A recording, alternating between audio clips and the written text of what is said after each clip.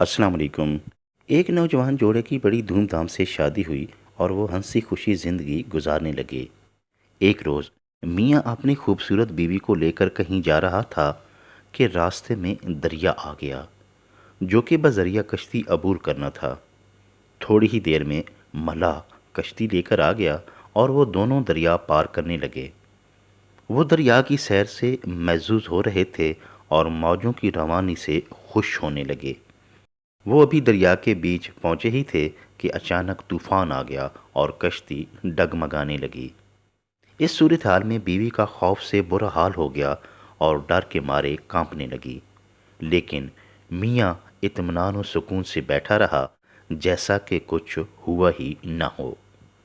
یہ دیکھ کر بیوی کو حیرت ہوئی۔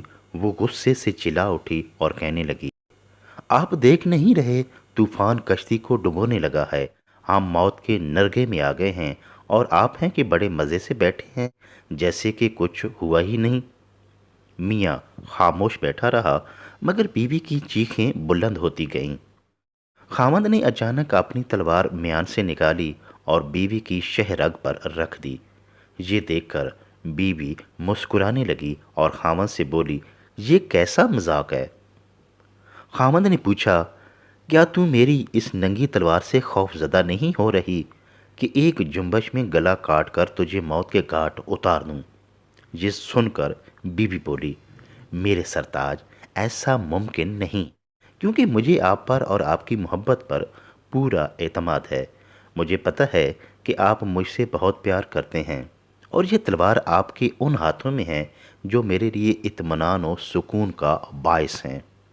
آپ کی محبت، دیوانگی اور عشق اس بات کا ثبوت ہے کہ آپ مجھے کوئی نقصان نہیں پہنچا سکتے۔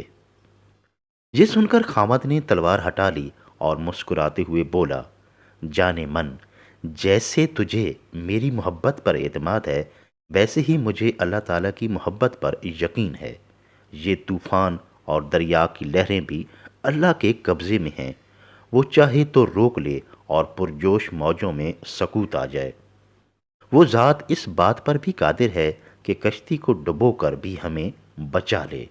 یاد رکھو، اللہ تعالیٰ جو بھی فیصلہ کرے گا وہ ہمارے حق میں بہتر ہوگا۔ میاں کا توکل اور اللہ تعالیٰ پر پختہ یقین دیکھ کر دنگ رہ گئی۔ اس کی خلوص بھری باتیں سن کر بیوی کا ڈر ختم ہو گیا اور وہ پرسکون ہو کر میاں کے پہلو میں بیٹھ کر طوفانی نظارے سے لطف اندوز ہونے لگی۔ اللہ تعالیٰ سے رحمت کی امید، ایمان کامل اور پختہ یقین انسان کو بہت سی تکلیفوں، ڈر اور پریشانیوں سے نجات دے دیتا ہے۔